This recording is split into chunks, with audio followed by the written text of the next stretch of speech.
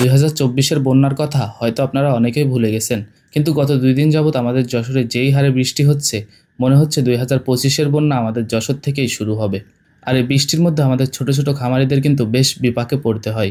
বলা যায় আমাদের যশোরে গত 2 দিন যাবৎ বৃষ্টি থামার কোনো নামগন্ধ নেই। চারপাশে কাদা পানি আর প্রচুর পরিমাণ বৃষ্টির মধ্যে গরুর ঘরে কিন্তু আমাদের মতো ছোট ছোট খামারিদের প্রতিদিনই কাজ করতে হয়। গত 2 দিন যাবৎ যেই হারে বৃষ্টি হচ্ছে, সত্যি কথা বলতে বৃষ্টির মধ্যে কাজ করতে গিয়ে আমার কিন্তু হালকা হালকা ঠান্ডাও লেগে গেছে। প্রতিদিনের মতো আজও সকালে ঘুম থেকে উঠে থেকে গরুর ঘরে কাদা পানিতে ভরপুর।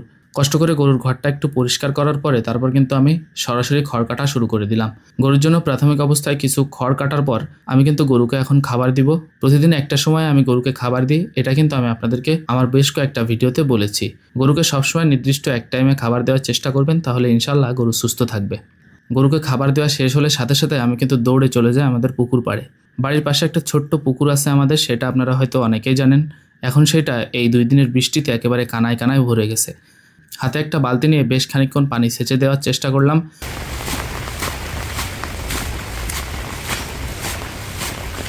কিন্তু মনে হয় না আমি এই পুকুর সেচে পানি কমাতে পারবো। তবু একটু চেষ্টা করছিলাম, যদি কিছুটা পানি কমাতে পারি তাহলে কিন্তু আমাদের মাছগুলো আর ভেসে যাবে না। তবে সত্যি কথা বলতে আমি এই পুকুরটার পানি কেন সেচার চেষ্টা করতেছি জানেন? গত 2 দিন আগে আমাদের এই পুকুরটা থেকে একটা শৈল মাছ হেঁটে হেঁটে আমাদের বাড়িতে চলে এসেছিল।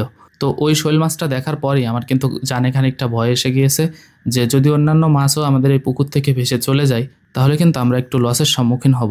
তাই পানিগুলো সেচার চেষ্টা করছিলাম, কিন্তু বেশ খানিকক্ষণ পানি সেচার পর আমার মনে হলো এই পানি সেচে আমি কমাতে পারবো না। তাই আমি সরাসরি পুকুরে লাফ দিলাম। সত্যি কথা বলতে সারাদিন কাজ করার পর আমি এই পুকুরটায় যখন ঝাঁপ দিই তখন আমার সারাদিনের সমস্ত কাজের ক্লান্তি কিন্তু ধুয়ে যায়। একটু গোসল করি আর প্রাণ খুলে হাসি, কারণ এই সামান্য আনন্দটাই আমার সারাদিনের কষ্ট ভুলিয়ে দেয়। সত্যি কথা বলতে শুধুমাত্র কাজের ক্লান্তি ভোলার জন্যই কিন্তু আমি পুকুরে নামি না।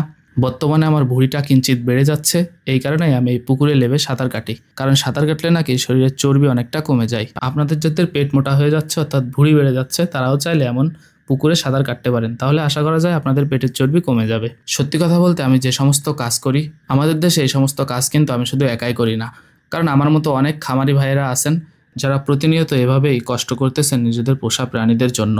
অনেকে ভাবেন গরু ছাগলের খামার করা একদম সহজ, শুধুমাত্র খাবার দিলেই হয় আর ঘর পরিষ্কার করলেই হয়। কিন্তু ভাই সত্যি কথা বলতে প্রতিটা দিন আমাদের কিন্তু লড়াই করে বাঁচতে হয়। যেমন এই যে ধরেন বৃষ্টি হচ্ছে, সবার চোখে না পড়লেও আমরা কিন্তু ভেতরে ভেতরে ডুবে যাচ্ছি। খামারের প্রতিটা পশু পাখি আমাদের কাছে সন্তানের মতো। আমি যত কষ্টই করি না কেন এদেরকে ছেড়ে দিতে পারি না। এই ভিডিওটি তৈরির মূল উদ্দেশ্যই হচ্ছে যাতে আপনারাও খামারের বাস্তবতা দেখেন এবং বোঝেন কিভাবে প্রতিনিয়ত কষ্ট করে বড় হতে হয়। যদি ভালো লাগে তাহলে সাবস্ক্রাইব করে পাশে থাকবেন। আপনাদের একটা লাইক, কমেন্ট এবং শেয়ার আমার মতো ছোট মানুষের জন্য অনেক বড় উৎসাহ। আপনাদের যদি আমার ভিডিওটি ভালো লেগে থাকে তাহলে অবশ্যই কমেন্টে জানাবেন, আর যদি খারাপ লাগে সেটাও কমেন্টে জানাবেন। তাহলে আমার বুঝতে সুবিধা হবে যে আমার ইউটিউবে কন্টিনিউ করা কি উচিত নাকি ছেড়ে চলে যাওয়া ভালো। সত্যি কথা বলতে আমাদের কারোর জীবনই সহজ না, কিন্তু আমাদের থেমে থাকলেও তো চলবে না। বন্যা শুধু নদী ডুবায় না, ছোট ছোট স্বপ্নগুলো অনেক সময় ডুবিয়ে দেয়। আমরা যারা খামারে কাজ করি তাদের কষ্টটা আকাশের বৃষ্টির চেয়েও বেশি।